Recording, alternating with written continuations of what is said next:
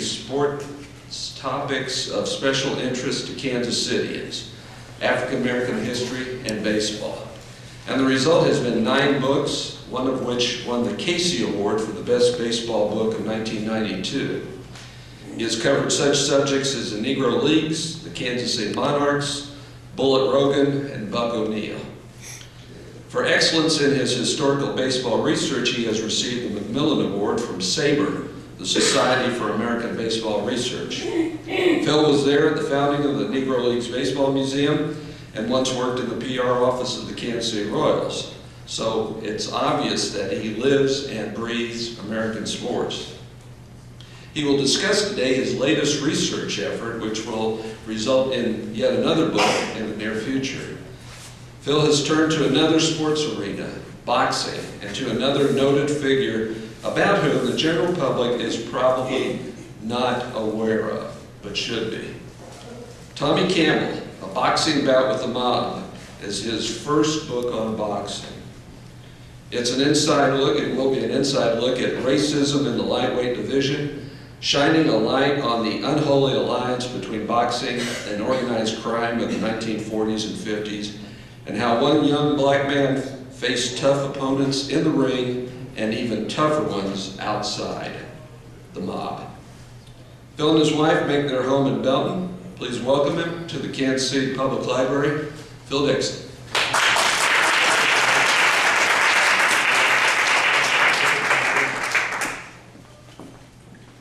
Good afternoon, everyone. Well, let's see. I have a special guest that's on the way, and when he comes in, I will take some time to introduce him. And he happens to be Tommy Campbell's brother. He has 2 brothers that are still alive, and one of them is Emmanuel Campbell. Campbell, we call Skeets. You know, he had nicknames for everybody back in the old neighborhood, and he's going to be coming in, and so I'm going to recognize him no matter where I am, right when he comes in. I do want to give some acknowledgement. I want to thank Eli Paul for giving me this opportunity to speak today. Certainly appreciate that, to talk on this topic. Very interesting topic. I think you'll find that for it to be very interesting as well.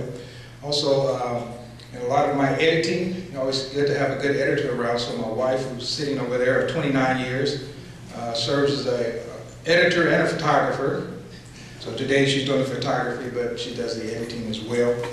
And before I get started, also, I may have some other celebrities in the room. I have my family, my sisters, older sisters, and 2 of them here. Is there any, see, well, my son's here, of course, too. Is there any former boxers in the room?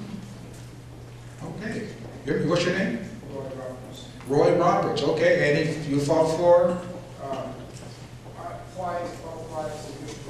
Okay. Gateway Athletic Club. All right. That's excellent. I did amateur boxing. Okay. Not the same club. All right. And what club? Indians Boys Club, Downtown Boys Club. Everybody's connected to clubs. Anyone else? Boxing, Golden Gloves. Golden Glove. Did you ever box here in the okay. All right. So we got a 3rd boxer. Is there any more boxers? There we go. Got one more there. Rick. Go ahead. Who are you? I was named after Joe Louis. That's good enough. That carries a lot of weight. You don't have to throw a punch. Okay. Is anyone else? And there's Mr. Campbell. Elder Campbell. Now, we've already talked about you. You can stand up here real quickly.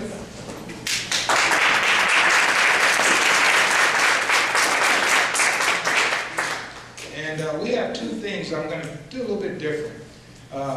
This has been quite a journey in getting Tommy Campbell recognized, and it's taken a great deal of faith and inspiration.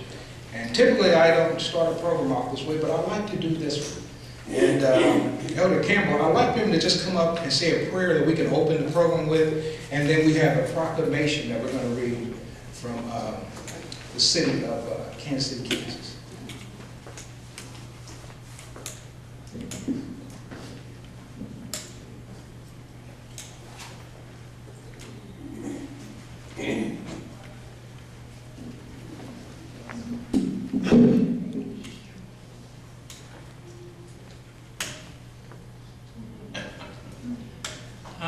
Reverend Campbell, and I understand I was supposed to pray. So let's bow our heads, shall we? Eternal God, our Father, we thank you for this hour. Thou hast brought us across the state, verbally, and thou hast brought us here. We pray that thou hast blessed everyone who's under the sound of our voice. Continue to bless the program, and may it be to thy order and thy service. For we ask it in Jesus' name.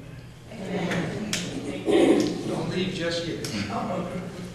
Is the elder of his family, and who I might mention, in Tommy Campbell's day, he was never recognized in the city of Kansas City, Kansas. If you look on the ring record, they say that he was a boxer from Rock Island, Illinois. He didn't get to Illinois till he was about 20 years old. He grew up in Kansas City, Kansas. I'll mention that, just a little bit on that as we go. However, through the courtesy of the current mayor of Kansas City, we are welcoming Tommy back home today, and we have a proclamation that's going to be read and presented to you from Sharon Sanders Brooks, former councilman, 3rd District of Kansas City, Missouri.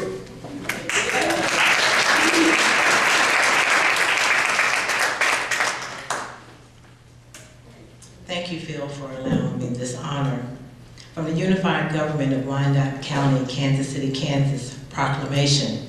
Whereas Tommy Campbell was born on August 25th, 1920 in Kansas City, Kansas, graduated from Northeast Junior High School in 1937, and learned to box at the Gateway Athletic Club under legendary trainer William Arrington Bubbles Kleiss from 1937 to 1940.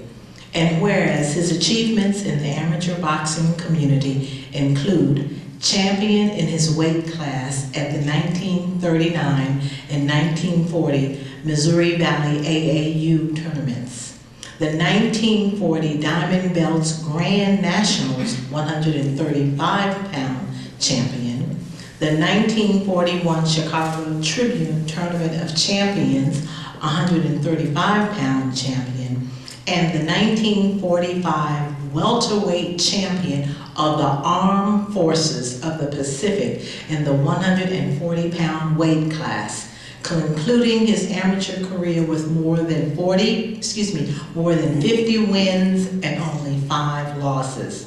Whereas Mr. Campbell volunteered for the United States Air Force and served as an Air Corps member from 42 to 45, and whereas he turned professional on February the 18th in 1946 with former world featherweight champion Albert Chalky White as his trainer, and whereas Mr. Campbell reached as high as the world's #2 ranked professional boxer and was rated among boxing's top 10 in his division in 1948 and 1951. Whereas Mr. Campbell fought numerous world champions, including Joe Barone, Jimmy Carter, Virgil Atkins, and to harness 47 professional wins. Therefore, the mayor of Kansas City, Kansas, and the entire city government of Wyandotte County proclaimed November the 17th, 2013 as Tommy Cleveland Campbell Day in Wyandotte County, Kansas. Mayor Mark R. Holland, Mayor and CEO.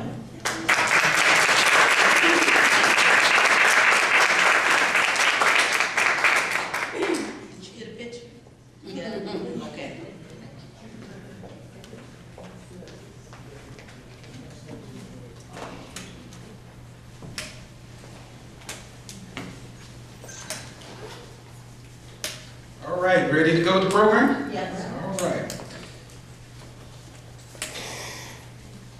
Try this one more time.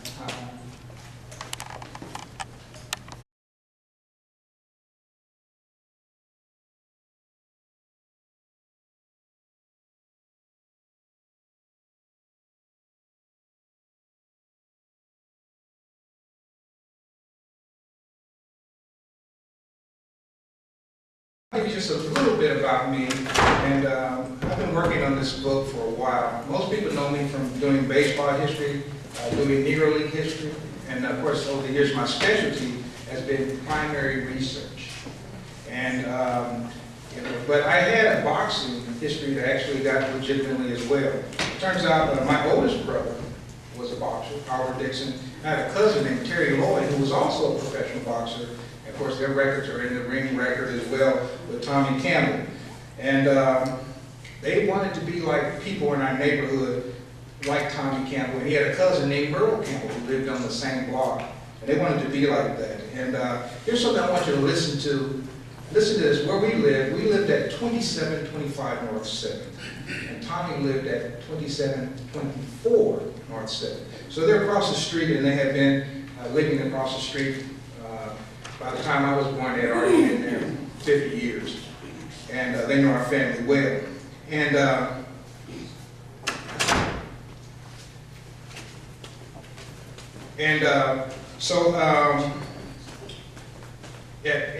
I'd also like to add that as a child, Tommy's mother was still there, and she would take me and my sister to Vacation Bible School. So I had a chance to actually meet his family. And Tommy achieved feats that were great in the world of boxing. And of course, he was a war veteran, and he deserved a lot better than he got in the end. And when I speak about boxers here locally, you know, I say I'm going to speak on the greatest boxer, people say, who's he talking about? You know, they have no idea who might be the greatest boxer in Kansas City. They have no idea. So, and when I say that he was connected to mobsters, quite naturally they think about local mobsters. They don't think about the national mobsters. Tommy Campbell, of course, is on a national scale. So let's go right into the important date in Tommy Campbell's history. This is a photograph that was taken on March 20th, 1956. And I might mention that a lot of the information that you're going to hear today came from reports that were done in Los Angeles. In fact, I've been ordering these reports for years. This is one of them, and I will reference some of these. This one here is the Governor's Committee on the Study of Boxing and Wrestling in California, and has lots of information. They wanted to know what mobsters were involved with boxing, how they were connected, who they were influencing. Another report, this is called the Combined Reports of the Special Crime Study Commission on Organized Crime for California. And of course, this one is another one. It's a transcript from proceedings. And matter of fact, the transcript from the proceedings sent 3 men to prison for over 20 years for trying to take over the careers of some boxers. And this was after Tommy Campbell testified. So I'm going to mention many things about this. In 1956, the governor, this would have been the governor of California, Republican Governor Goodman Knight, decided to have this investigation to find out how deeply organized crime had infiltrated California boxing. And so Tommy Campbell, they needed someone to come testify, and none of the boxers would tell their story. And so they finally ran down Tommy. He was living in Arizona at that time, and they talked to him about coming there to testify. And he said that he would. And he was the first boxer to openly come to testify against these mobsters who were controlling boxing in California. And many of the fighters were fearful for good reason. One of the reasons was like the strange death of this particular guy. He would not testify. His name was Albert Chalky Wright. And Chalky Wright was Campbell's manager when he got to California. And the page 115 of the governor's report stated that he was named as a Carbo fighter, Frankie Carbo, and I'll tell you more about Carbo in a moment. And in 1947, he was involved with the court case, and it was from a story that came out of Confidential magazine that said that he was Mae West, the actress, interracial love. And he had testified, or he actually had done the story, and it was about to break. Actually, the story had broken, but Mae West and actually Liberace was suing the magazine because they said that he was gay. So they were suing this magazine, and it was a big case. And of course, Chalky Wright was supposed to testify, and 5 days before he was to testify, He had a mysterious drowning in his bathtub where he fell and hit his head and drowned. And so he never got a chance to testify. And it was an accidental drowning at home. And you got to think about this. This man had over 200 professional bouts in the ring. He's age 45, and a bathtub takes him out. And there was never any investigation. One of the things that this work on Tommy Campbell helped to clear up is when I read the newspaper article about Chalky's death, they mentioned that he was born in Durango, Mexico. And then I was reading further, and I saw that there was a reference to Durango, Colorado. So I said, they're pretty far apart. I don't know, something's not right here. And because he was Tommy's manager, I wanted to write something about him in the book. Well, when I started doing research, I found out that all these ring records were false. He was never born in Mexico. He was born in Wilcox, Arizona. The other thing they said that his father was a migrant worker. Turns out that his grandfather, he was born on his grandfather's place in Arizona. His grandfather had 650 acres.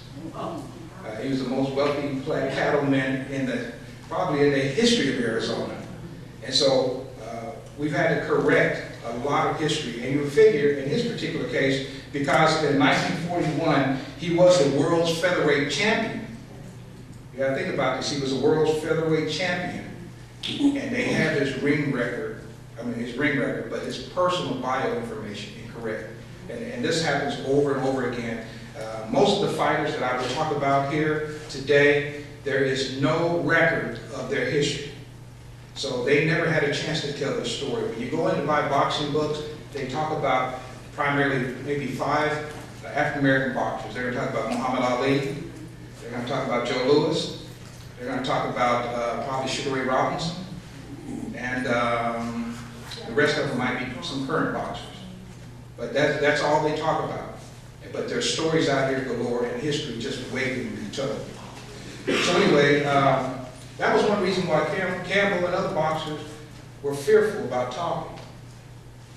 And the commission wanted to know how some of these people had gotten into the boxing ring. This is one of them. His name was Babe McCoy. And his real name was Harry Edmund Rudolph.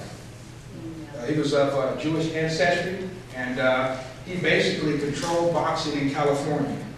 And one of the things that he had done is he had a record for crime in New York City around 1920, and he was arrested, and he was let out on bail. He posted bail $5,000, whatever, and then all of a sudden he disappeared. And he showed up in California probably about 7 or 8 years later, and through whatever connections they had, he was able to go back to New York and get off the case. Basically, they suspended his sentence, and he went back to California. And he is a manager of boxing. Back in the 1930s, he managed a guy by the name of Mickey Cohen, which I'm going to introduce in a moment. And he also managed Chalky Wright. And we know that this guy had mobster connections, Babe McCoy. This is the guy they were after. And when Tommy came to California, he came from Rock Island, Illinois, and he had a manager by the name of Richie Smith. Richie Smith was connected to the numbers operation in Rock Island and the Quad Cities, if you know that area. And so he took Tommy out to California, and he gave this guy the contract of Tommy Campbell. And he sold him the contract. And so this guy, who was a matchmaker, you have to keep in mind, a matchmaker is the most powerful person you can get to in boxing. But the matchmaker is supposed to be an independent person. You're not supposed to own fighters because you can fight your own fighters. McCoy was not doing anything correct, but they needed someone to talk against him and testify against him. Another person they were after was this guy, Cal Eaton. He ran the Olympic Auditorium. The Olympic Auditorium was the premier boxing arena in the West, and it was home to the greatest lightweight fighters in the world. So Tommy Campbell was a lightweight at that time. He was 135 to 138 pounds. In order to make a name for himself and fight the people he needed to fight to come up, he needed to go to California. When he got to California, of course, he gets connected to Babe McCoy. If these guys, the mobsters, didn't have a piece of you, you couldn't get a fight. Okay, and that's just how it was. And Eaton testified that he'd known McCoy since the 1930s, and he said that he testified in the governor's report that he knew that McCoy had once been acquitted of allegedly receiving stolen goods from other criminals who were living in his home. And he said Eaton said he didn't know anything about McCoy being arrested in New York and his past in New York. He said he never knew that. Even when another guy in 1947 tried to get McCoy's license revoked. Of course, in 1956 he says he doesn't remember that. And then of course, we know that Eaton bet large sums of money on sure things at the Olympics. So they fixed the fight, and they knew who was going to win. And so Eaton would come out, and other guys who knew what was going to happen, and they would walk away with a lot of money on these fights. And we know that Eaton was connected, and Babe McCoy were connected to this guy, Jimmy Murray, who operated in San Francisco and Oakland. Matter of fact, Tommy fought on about 3 of his cards. The interesting thing is 2 of the fights Tommy won, but they ended up being called a draw. So he didn't get the fights. They were McCoy's. They were on actually Murray's card. Let's see. We know that McCoy was paying this gentleman, Murray, under the table. Fights that were happening in San Francisco, California, Oakland, up in that area. And we know that Murray once skimmed $10,000 off a Rocky Marciano championship fight that was fought in the area. And the governor's report, in looking back in his background, said that he was involved in felony sex charges involving a 10-year-old boy. And of course, the mother dropped the case when she was paid off, but they couldn't prove that she was paid out. And he also owned the contract. Now, you have to keep in mind, if you have any felonies, you cannot hold a boxing license. But this gentleman did, in fact, hold a boxing contract on a boxer by the name of Joey Lopes. But they would put up phony managers, and they were actually handling the affairs from behind. And then the report was also after this guy. Now, he's probably one of the most famous people. How many people have heard of Mickey Cohen? Yeah, they've got movies on this guy here. What's the latest one? I think was Sean Penn. Mobsters Inc., I believe it is. You can rent it when you get home. It's out there. And his real name was Meyer Harris Michael Cohen. And he'd been born in New York, 1913. And then his parents moved out, actually his mom, his father died, moved out to the Boyle Heights section of Los Angeles, started in crime as a teenager, had been a former professional boxer. And as you mentioned, we saw that he was managed by Babe McCoy. And he had been a chief lieutenant for Benjamin Bugsy Siegel. You probably heard of him as well.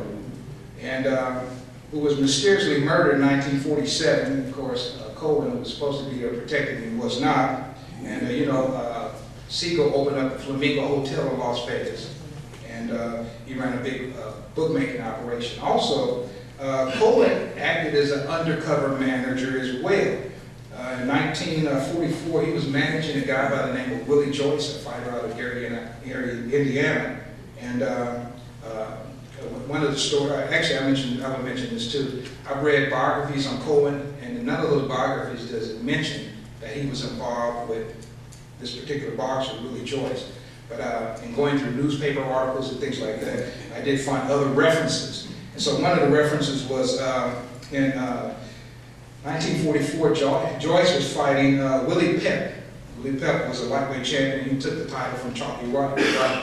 And they were fighting Kaminsky Park. And of course, Joyce lost. And then after the fight, Cohen came in the room and said, "You so-and-so, I'll blow your brains out," because he had lost a lot of money on this fighter. And this is the environment of things that was going on. Of course, Cohen was not listed as his manager.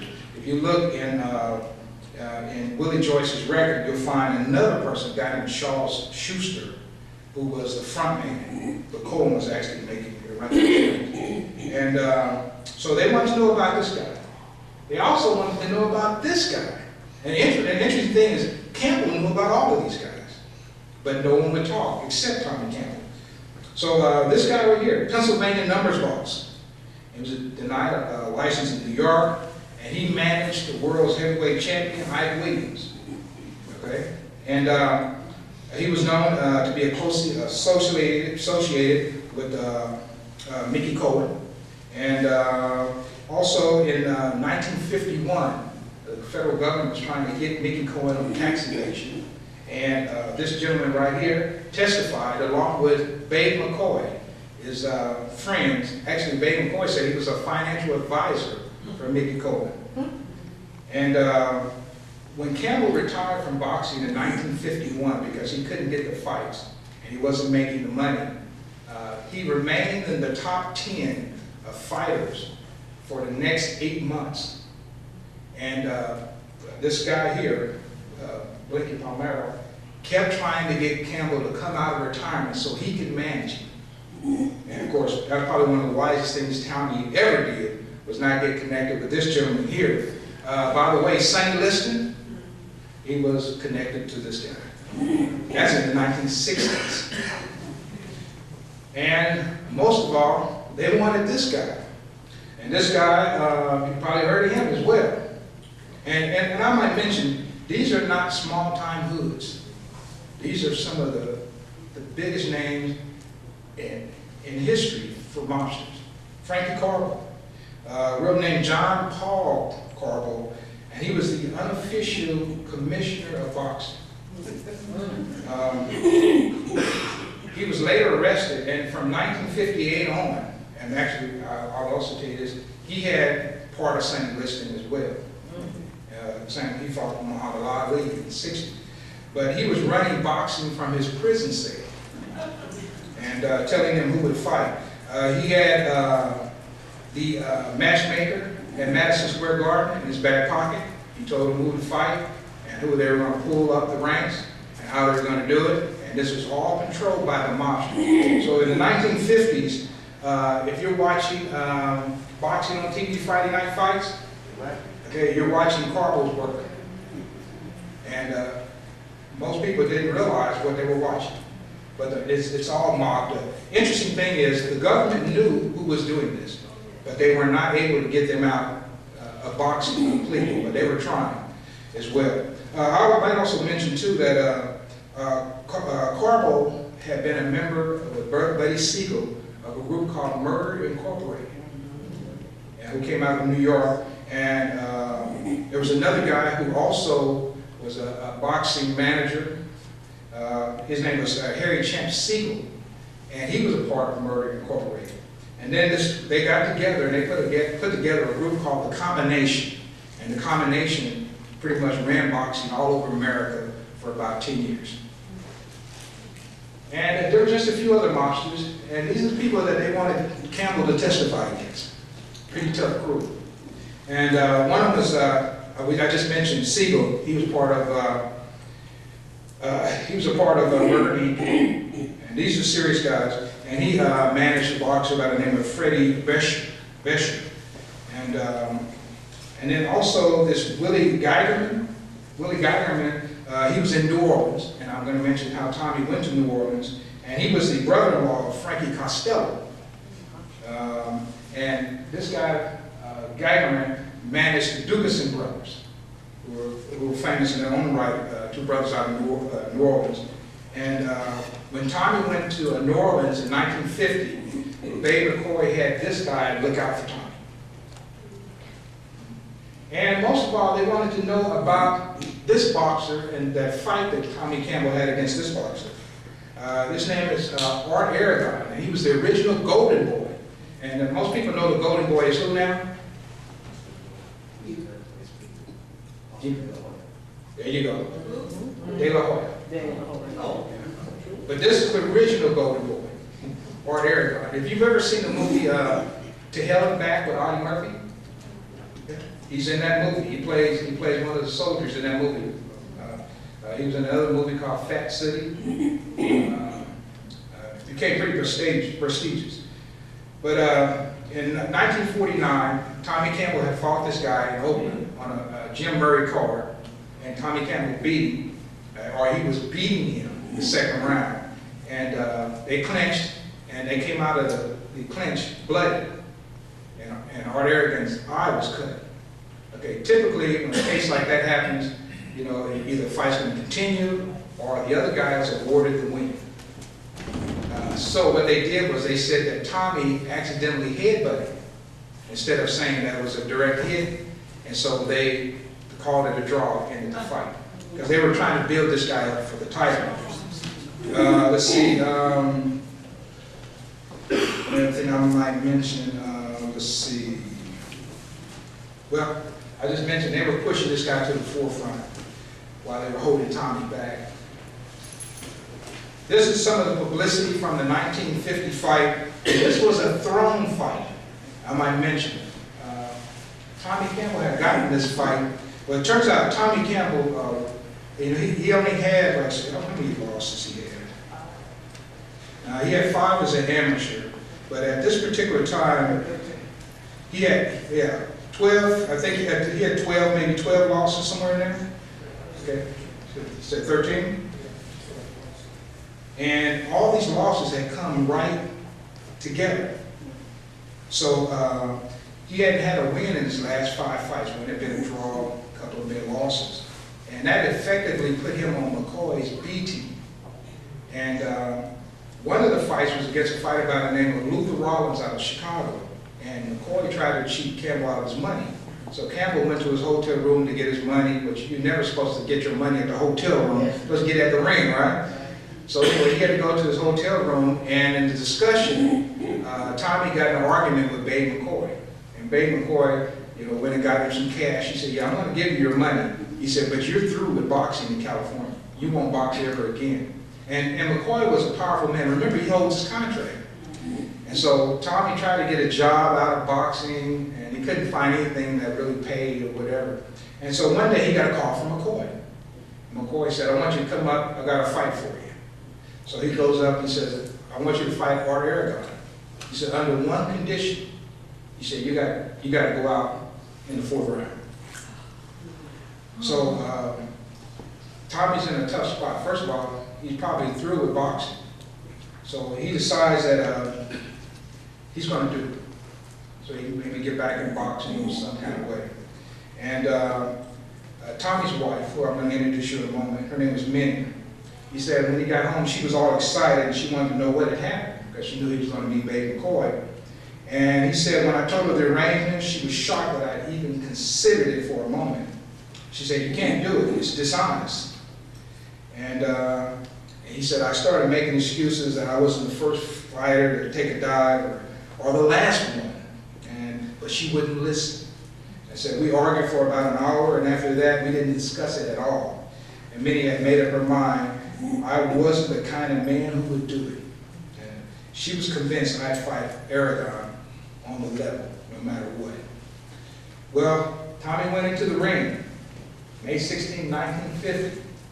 And McCoy had promised him $800 more for losing the fight than he would have gotten winning the fight. He goes in and he's fighting Aragon.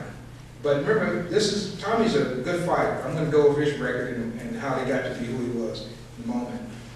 He's a good fighter. And so he's boxing Aragon. Remember, he's got to go down before a 4th round. In the 2nd round, his instincts took over. He hit Aragon, and Aragon went through the ropes. He knocked him out of the ring. And at that particular point, Tommy said, I was so frightened and confused, I didn't know what to do. Because if Aragon doesn't get up, he's in serious trouble. He knows that he's in serious trouble. So anyway, Aragon somehow struggled back into the ring. And Tommy went from aggressor to pacifist. And Aragon ended up just attacking him. He just covered up. He didn't try to swing anymore, whatever. And right before the end of the round, he went down. Campbell went down in the 2nd. And it was really mysterious because people watching the fight, this is not pro wrestling where you're being beaten and all of a sudden you come up and you're beating the other guy, right? Because we know that's fixed, right? And so do the people know that this one was, something didn't look right. So they're throwing paper cups and booing and everything because they're seeing Campbell, who could have finished this guy off. And I might mention too that Campbell hadn't been knocked out. This is 1950. He hadn't been knocked out in the ring since 1938 here in Kansas City when he was an amateur. So you just didn't knock this guy out. He was a great fighter. So anyway, in the third round, about 2 minutes in the round, Tommy goes down and stays down. And so the California State Commission said, this doesn't look right. So they held up the checks that went to the fighters, and they had an investigation. And originally, the people who were involved, the judges, the referee, they all said, this doesn't look right, this looks like a fix. And when they had the investigation, they all changed their mind. They all changed their mind. The interesting thing was, Campbell said that Aragon had hit him in the eye with his thumb, and he was blinded. That was his excuse, and because he didn't want to lose his license, and you would lose your license during a fight. And the other thing was, okay, they said, well, since your eye's messed up, we're going to take your license in California, so you can't fight here anymore.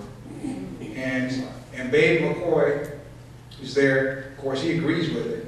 And then they send Campbell to New Orleans. And this is a guy, now you're through. In one stage, you can't see. He goes down to New Orleans, and all of a sudden, his vision is great again. And he goes down to New Orleans, and he has some of the most outstanding fights that you would ever want to see. In 1956, this is what the commission said. They said Tommy Campbell either had to do McCoy's bidding, or take a dive to an inferior fighter, or find himself out of the boxing business. They mentioned if he had ever had an independent manager, is defined by the law. No one would have ever had the power to compel him to do this. That was on page 72 of the commission's report. So why was everybody so interested in this Kansas City boxing? Let's look at some of his history. Of course, we know Tommy Campbell, the Chocolate Ice Cube.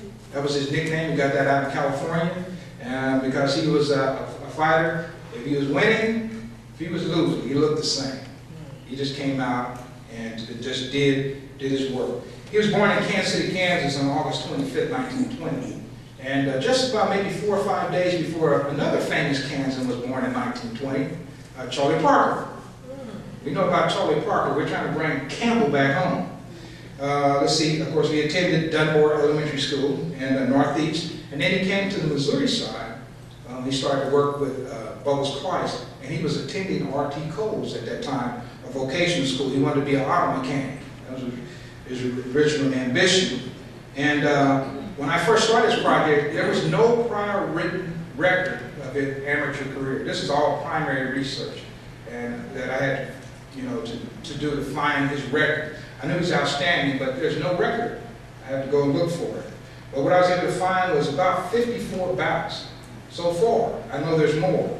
And he had won 49 of those and lost 5. And most of those, besides the one he lost in 1939 in the semifinals here at the Golden Gloves to Jackie Simmons, they were against major fighters.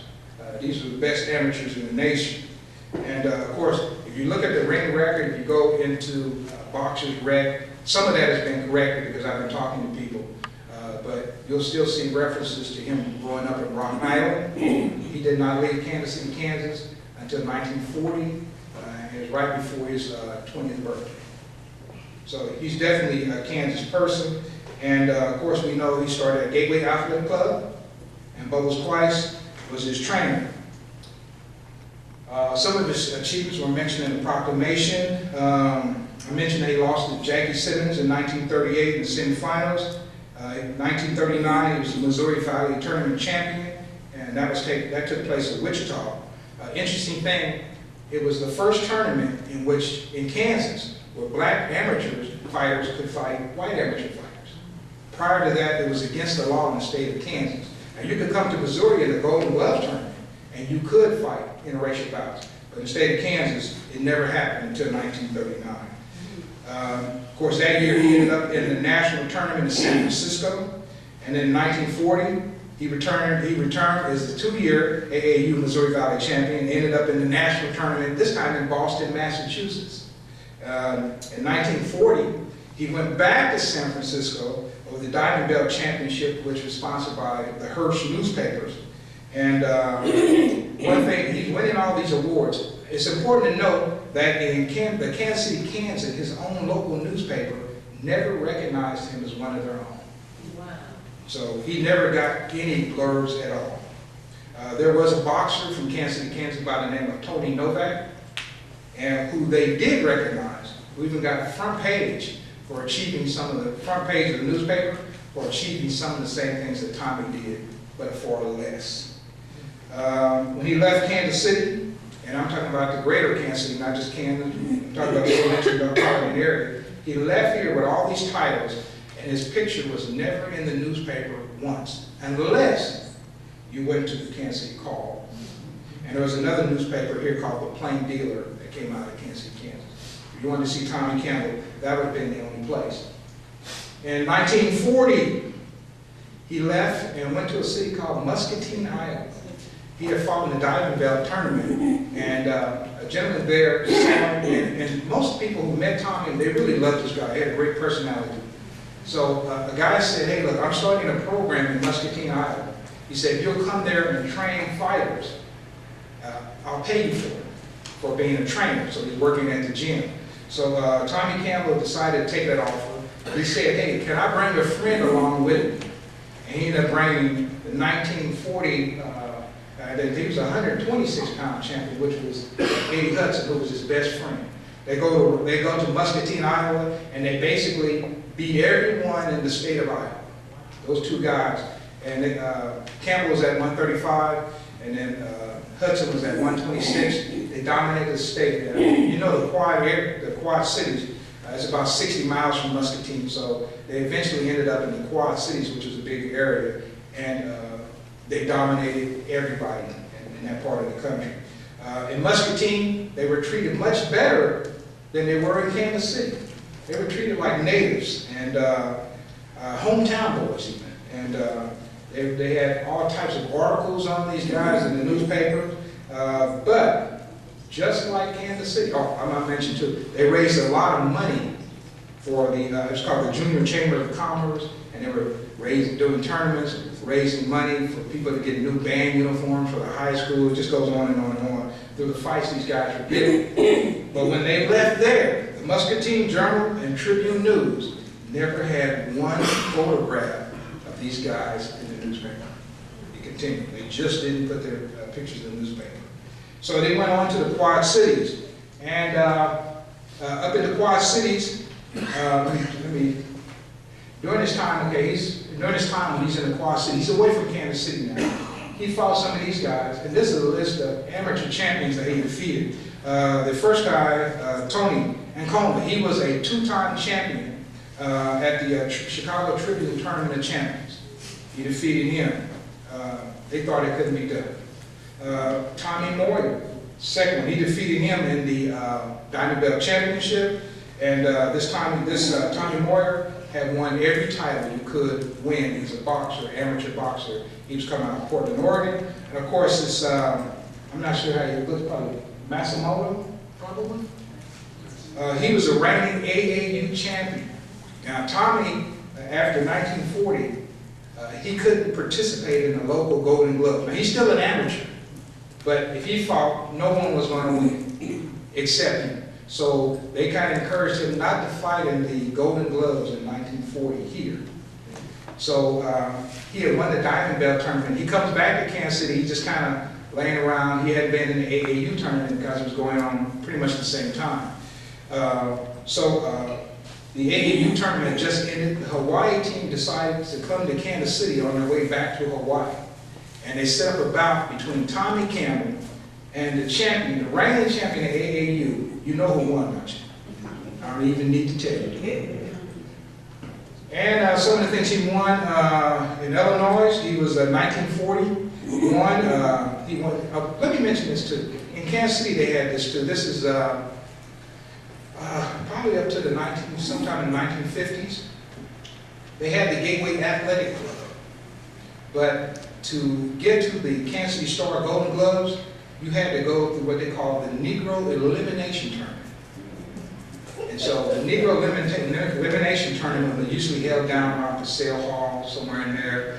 One year they held it at the lower level of Municipal Auditorium. So you had to fight your way through that tournament and to get to the Golden Gloves. Of course, that went on. So anyway, once he leaves here, when he gets to Illinois, he doesn't have to fight in the elimination tournament.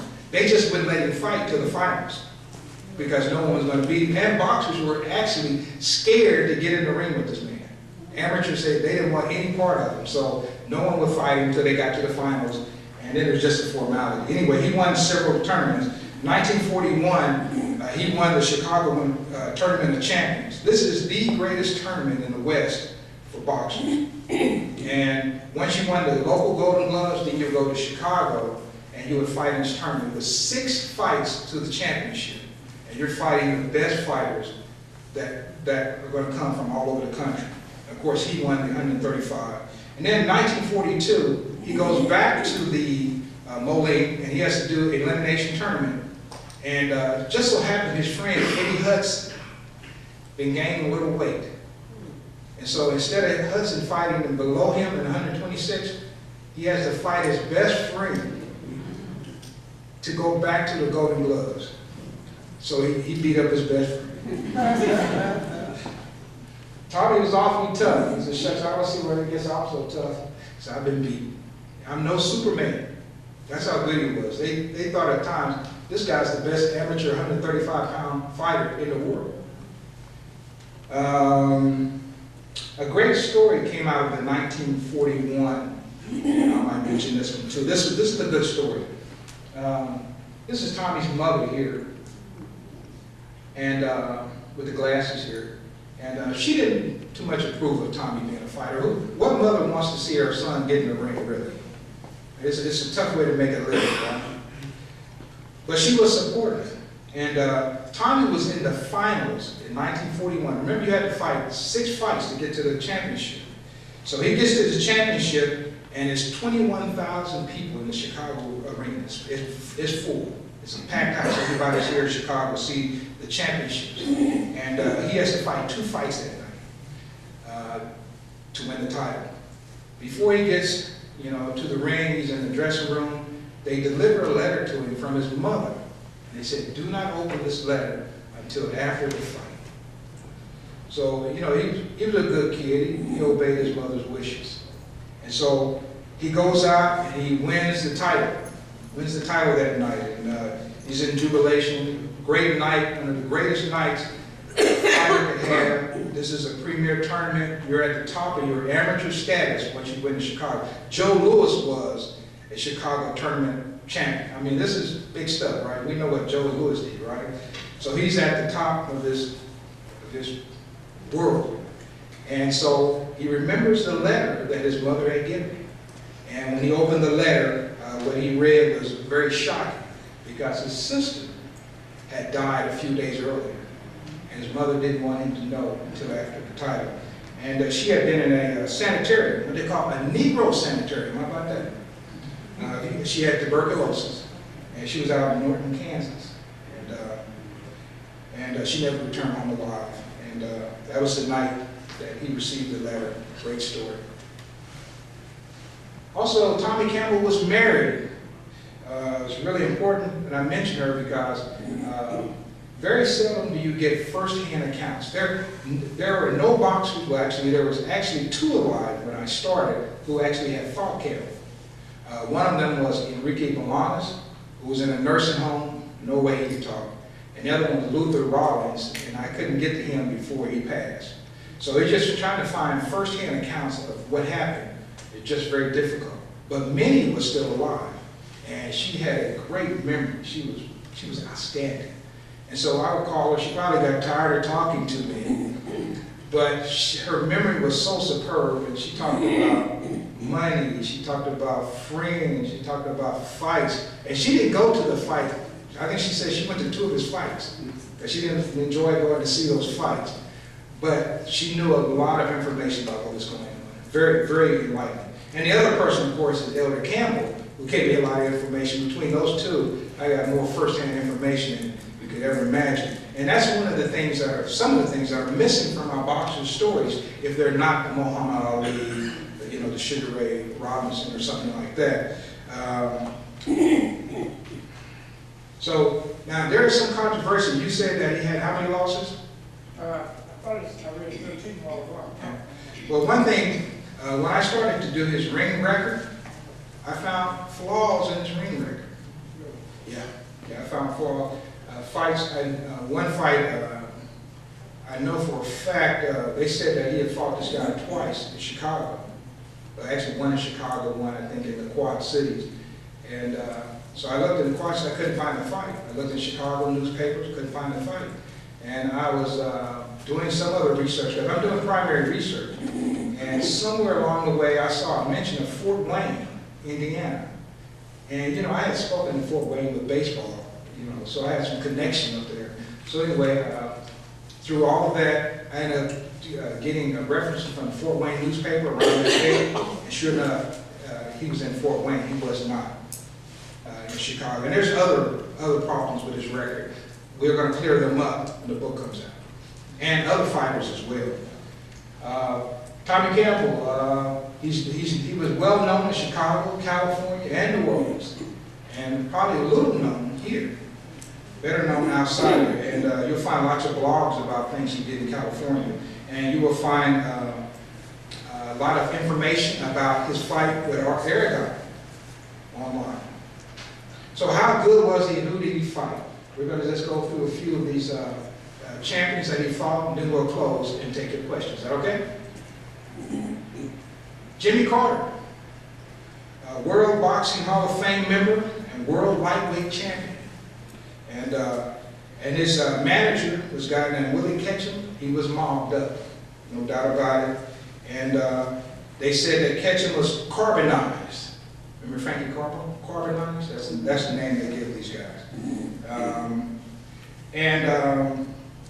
This guy, Carter, he was a world champion, but he would lose fights, and they would be non-title fights. So what the mobsters would do is, he doesn't lose his title, but he would lose his fight. So a boxer can fight a fight that doesn't have to be for the title, all right? So, for instance, one of his fights, he lost to a guy by the name of Jimmy Cunningham. And Cunningham had an 8-24-3 record. And this guy was a world champion. It just doesn't happen unless you're carbonized. Let's see. Also, there's a proof that Frankie Campbell paid Eaton $10,000 under the table for Carter to fight at the Olympic Auditorium. And then Ketchum and Big Apple, he was known as the Big Apple boxing manager or whatever. He was listed in a New York Crime Commission report. We didn't bring those in yet. As being a close associate to Frankie Campbell. And anyway, Campbell fought this guy to a draw in New Orleans. They called it a draw, but the papers say that Campbell won. How about that? But it goes down in the record as a draw. Then there were these two brothers, Dale and Gene Flanagan. Dale, World Boxing Hall of Fame in Minnesota Boxing Hall of Fame, never made the World Championship, but they were setting him up to make the championship, right? And of course his brother, he's also in the Hall of Fame. And would you believe Tommy beat these two guys back to back in like a period of like a month? Beat both of them. He beat Gene so bad it was pitiful. Gene said he's the toughest guy I ever fought. And another Hall of Famer, Johnny Gonzalez, said the same thing. He said Tommy Campbell was the toughest guy I ever fought. Interesting thing about Dale. Tommy goes to Dale, and this is like right around the last 5 fights of Tommy's pro career in 1951. And this is all pre-TV, guys, by the way. You know, TV's just kind of coming on. So a lot of these guys, you can find their later fights. You know, they were on the Friday night fights. So anyway, Tommy goes to Minnesota. Now by then, McCoy has about stripped him of everybody. So Chalky Ryder's no longer there, and he gives him a new manager. The new manager is a guy by the name of George Moore. George Moore is 81 years old. That's Tommy's new manager, and leading to the title. So I mean, it just not looking good at all. So he goes to Minneapolis, and they want him to fight Dale Flanagan.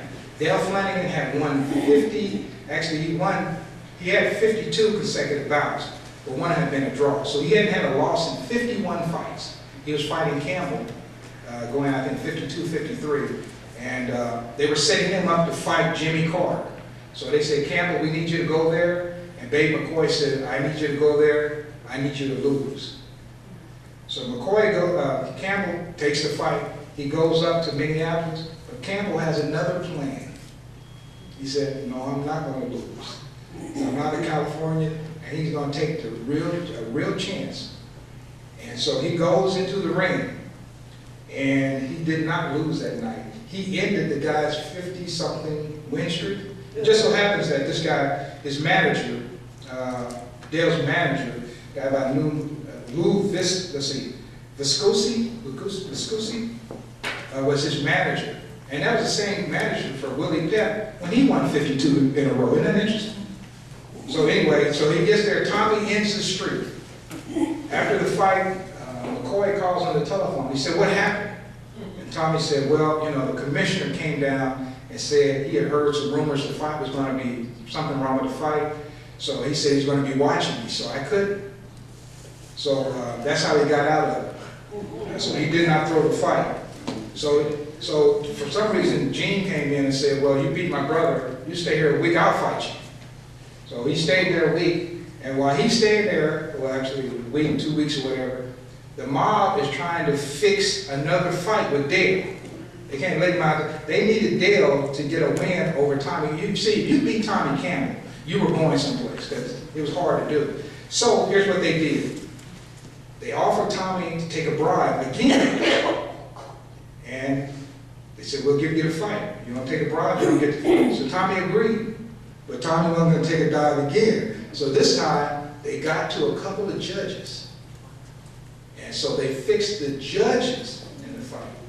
Tommy goes out and literally beats Dale again. Now remember, this guy, they've been building him for the title. He's going to fight Jimmy Carter, world championship. And make a long story short, they fixed the fight, and you read the newspaper accounts, nobody believed that Dale won. And they gave it a draw. And it was the only draw that Dale would have on his record. And this guy fought in 1962. But he's in the World Boxing Hall of Fame. Another champion he fought, Joe Brown. Joe Brown, he was the longest reigning champion. I don't know, some of you guys probably remember some of these names. And you know, if these guys were heavyweights, we would all know them. But because they're in the lightweight division, none of us hardly know them, unless you do some research. And he fought Joe Brown twice. The first time, it was almost like a bloodbath, because Tommy had a cut under his eye for about a year. He fighting so often, it would never heal. And Brown opened that cut, and after the 5th round, it was just blood all over the place. And they started to call the fight. Anyway, Tommy hung on and beat Joe Brown. And Joe Brown had not lost a fight in 14 months when Tommy beat him. So they staged a rematch in New Orleans. It took a while, right? And by the way, his manager, Lou, the same Lou who was managing Del Flanagan, is now Joe Brown's manager. Isn't that interesting? And he's going for the title. How do you keep getting title people? You have to be connected. We know that. We don't know how he was connected, but we know he was connected. So anyway, they fought again, and for the first time since 1938, legitimately, Tommy Campbell got knocked out in the first round. And he said he never saw it coming. He said and Joe Brown's a great champion. And so I guess somebody's got to knock you out. It might as well be Joe Brown, right? And this was Tommy's next to last fight. And on his last fight, he fought this guy here, Wallace Bud Smith. He fought him in Des Moines, Iowa. And Smith had been a great fighter. It was the second time he had fought Smith. The first time was during that streak when he lost the 5 fights going into the Art Aragon bout. And Smith was from Cincinnati. And he was once again going for Ike Williams' title. But Tommy beat him in Tommy Campbell's last pro bout. And this guy goes on to be world champion. I might mention in the first fight they had, here's how the scoring went. Scoring goes different in different states. But in Cincinnati, one score when Tommy lost. And remember, there's something else too. When you fight in a fighter's hometown, that's not always a good thing. You like to have a neutral site. So he's fighting him in his hometown, Smith in his hometown. And so one judge called it 47 and a half to 47. The other one called it 47 and a half to 45. And the other one said 47 and 47. So they ended up giving Smith the win by like what, 2.5 points? And most people thought at worst it was a draw. Interesting story on Smith. 1973, Smith saw a man beating up a woman on the streets of Cincinnati. He stepped in, and the man pulled a revolver and shot Smith, killing him. He was 49 years old. And he's known as the forgotten lightweight champion because recently there was a listing. Someone put a list of the lightweight champions and didn't put his name in there. So he's known as the forgotten champion. And then, of course, there was this guy right here. Campbell fought him in June 1951. These are some of Campbell's last fights. And he lost to this guy in a close decision in Louisiana. One thing about it, Campbell fought a lot of Mexican and white fighters in California, but once he got to Louisiana, he could only fight African-American fighters. And what they call, I think they call it Negro Fight Night, something like that. So you couldn't fight white fighters in New Orleans. So anyway, a lot of these great fighters would come down, and Campbell had beat all the lightweights that they could get. And Joe Brown was holding off, trying to get things together himself. So Campbell had to start fighting welterweights. Welterweights could go up to 148 pounds. Remember, Campbell weighed between 135 to 138. So he's fighting some people sometimes 10, 15 pounds heavier and beating them. So anyway, this guy comes down, and he's an interesting story, this guy. And I'm just going to read this little piece here.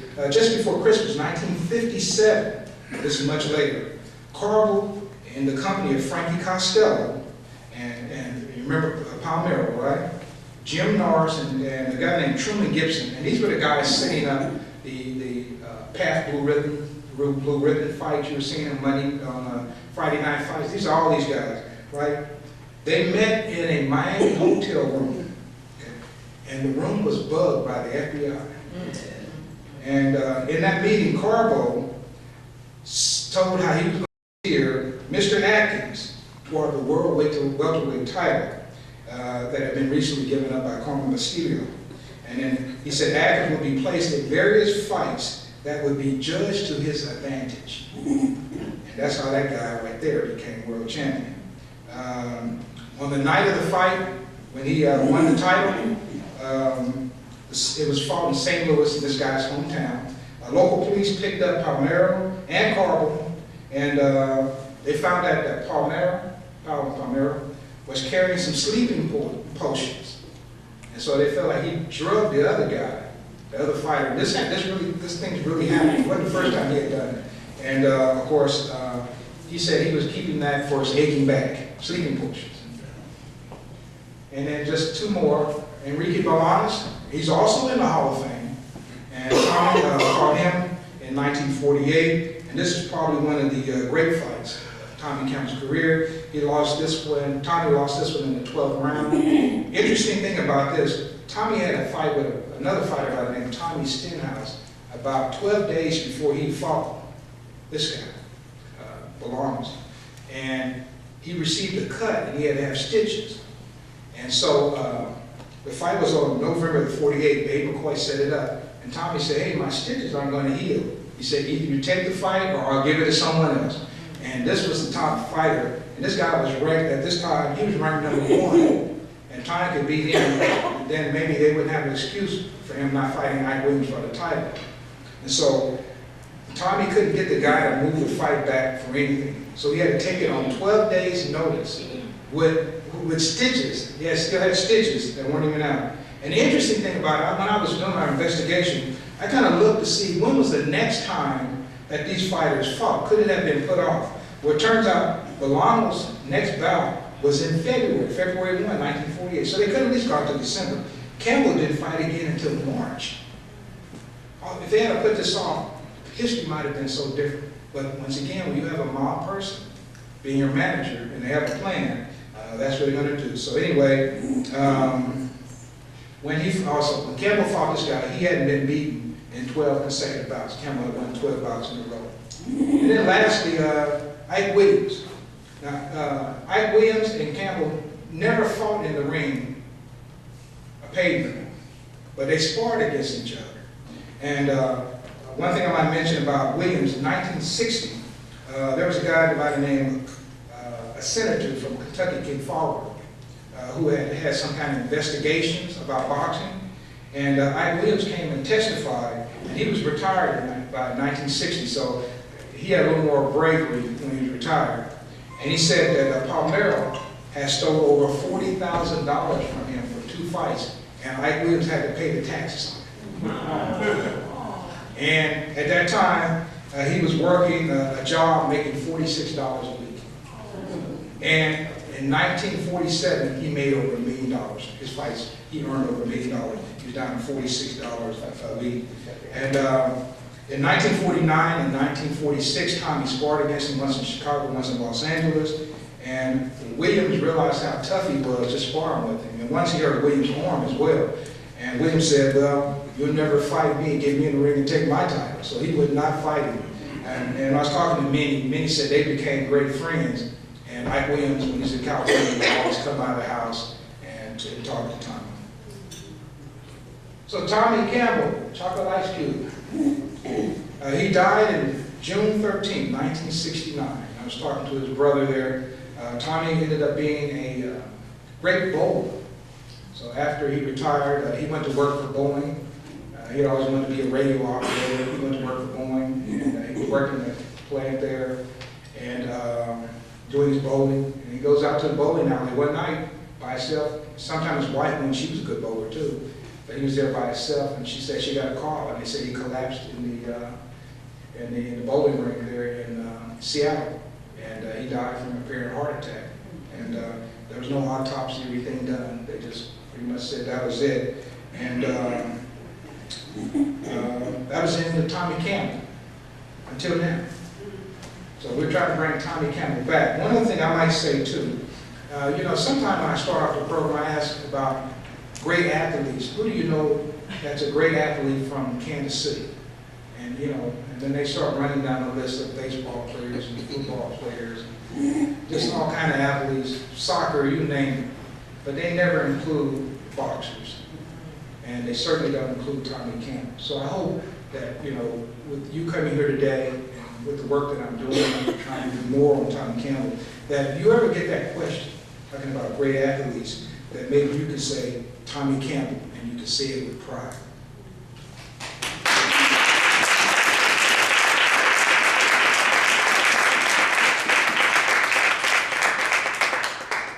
And there is a Tommy Campbell boxing page. So if you have Facebook, if you're in the social media, go out there and like that. I appreciate it very much. We load information up there. There's no fight movies of Tommy Campbell, unfortunately. He was like a pre-TV person, but I'm still finding lots of information and more pictures all the time. So if we have any questions, I'll take those questions. And Chiefs play tonight, so don't ask too many else. This is our Super Bowl, right? Okay. Till the real thing comes along. So if you have any questions, I can answer those questions. I do want to thank you all for coming and taking time out of your Sunday to hear about this wonderful boxer. The book is not finished. And typically what I do, I'll just say this, when I get close to finishing a book, I begin to talk about it to the public because people start showing up who you would have never found. And that recently happened when I went to speak at Rock Island. I got information on Richie Smith, his first manager, that I couldn't get from just So, do you have any questions?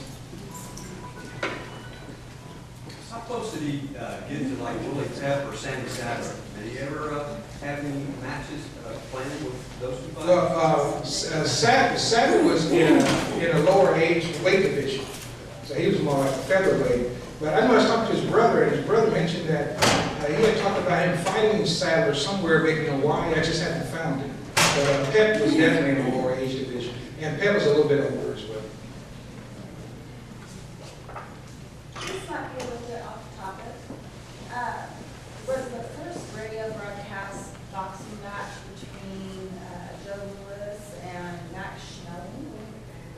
I would think that there was broadcast earlier, but it definitely, that was broadcast. once again, talking to Mr. Campbell, they got a radio just so they could start hearing Joe Louis fights. And it took a while. I don't know, what year did they put electricity in our neighborhood? What year did they get electricity in our neighborhood? Don't tell them everything. Tuesday, using our houses, how about that? Okay. Did any of the boxers of that time, did any end up making a good living and living a comfortable life? Or were they always struggling? Cheated? Well, they most of them ran through their money because when they were fighting, they were dressing and looking the part of big time. Big time. You had to look the part. And then once the career is over, they don't find anything where they can make money like that. One interesting case, you know, I mentioned Tommy fought Tommy Moyer. Yes. But Tommy Moyer ends up becoming a millionaire. He left boxing, and his family had a movie theater. And he expanded that, ended up making a chain of movie theaters. And when he sold it in the 1970s, it was like maybe like the 5th largest independent owned chain of movie theaters in the world. So Tommy fought him, and he's probably one of the most wealthiest AAU boxers of all time. But you said his money was made $1 billion? Oh yeah. Yeah. Did he end up He was taking advantage of it? Yeah, you know, he died broke. Oh. He definitely, and that was not uncommon because a lot of their money went to not to them. Yeah, that's what I was. First of all, thank you for the great presentation. Give us a quick idea of just how pervasive the fight business was. How was it? Say again? Give us an idea of how pervasive the fights were in that time period. Okay. It had to be one of the major forms of entertainment for the Oh, okay. I see what you're saying. Yeah, at that time, boxing, even amateur boxing, here at the Gold Gloves, on the final night, you'd have 10,000 people down in municipal. Kansas City was a great amateur boxing town, not always so good for the professional. Joe Louis, fought here in 1937. He fought in a municipal auditorium. By the way, I might mention too, municipal auditorium was segregated. So they had a certain section where black people could sit. And I found news articles on that as well. People complaining that they couldn't sit wherever they wanted to. Also in Kansas City, Kansas, at Memorial Hall, they had many professional fights. And I think Tommy came from California. He fought there. 3 of his fights were in Memorial Hall. None of his pro fights were in municipal. But John Henry Lewis fought in Memorial Hall. Actually, he fought in municipal. Joe Louis fought in Memorial Hall in 1937. He beat Toomey the same night. So this was a good fight town at that time. Unfortunately, a lot of that legacy doesn't live on. Another thing was when they had the fights, the mob would bet on one fighter, and if they knew they were for a large amount on the person supposed to lose, didn't happen to throw the fight, they make a lot of money. That was really all about. Oh yeah, you made money a couple of ways on the gambling, and Siegel and all those guys. Bugsy Siegel went to California to control the racing wire for the mob. And so that's all in the reports. Thank you. That's all in these reports here, how they ended up out there. So they controlled a lot of the action. And the other thing is, the mobsters, it's in these reports too, the mobsters said, we don't bet on anything unless it's a sure thing. So they didn't even bet unless they knew who was going to win. Okay, so, not like us. We got to take it. Wait, let me get a couple more. After you testified, did he receive any threats? You know what? When he came to testify, I think what protected Tommy, when he was the first one to testify, and other boxers heard what he had done. And they decided, I'm going to come and tell my story too. And about 6 or 7 of them came to tell their story. And I did kind of look to see how long some of them lived. Some of them I couldn't find any reference to what became of them. But they came, and so they put Tommy immediately under police protection while he was there. And then the other guys came. And basically, no one ever thought they'd have the courage to talk. And they really changed the course of boxing history around Los Angeles and the entire country. Because a lot of fights weren't just fixed in Los Angeles. They had a fight that was fixed in Topeka, Kansas from Los Angeles. So, My question is that Joe Louis and many of the other famous fighters that we had, they made great contributions in the area of boxing. But is there any information that maybe they had some historian in their entourage or somebody to tell them to do something with the money to make their communities better? For example, Mayweather from Grand Rapids, I think $41 million in one night. The mob is not out there anymore. What is that young man doing with his money? Or someone telling him that the history of black fighters have been dying poor? What is he doing with his money? Or do we have anybody around them to tell them what to do with their money? you know, that's a great question. I'll try to answer this way. First of all, you're making assumption that the mob is not out there anymore. It may be out there. I'm not sure about that. Not sure about that. It's not the mob that used to be out there. That's a whole different world now. But I will also mention this. When I started studying boxing books, I think I found maybe 4 boxing books in the whole history of boxing that were written by African Americans. So we're watching the fights, but we're not recording any of the history, and we had all these great fighters. So we're not recording the history for one, and so we don't know the history. I don't know how we're beginning to tell people about the history. Does that make sense? And so I think that that would be an excellent thing to do, and I don't know if anyone's doing it. One last question. Okay. I think I finished. Well, very good. Thank you very much.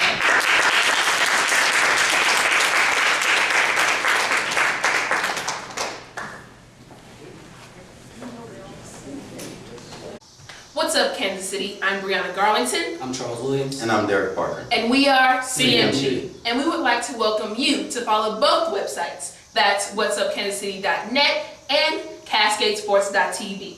Some of our programs consist of Are You Awoke?, Coach's Corner, and many more interviews, news, and blogs. Be sure to like our Facebook page and follow us on Instagram at Cascade Media Group and Twitter at What's Up KC and Cascade Sports. And remember, the victory we call success Goes to the best prepared. And when you invest in your community, You are really just investing in yourself. So don't just like it, share it.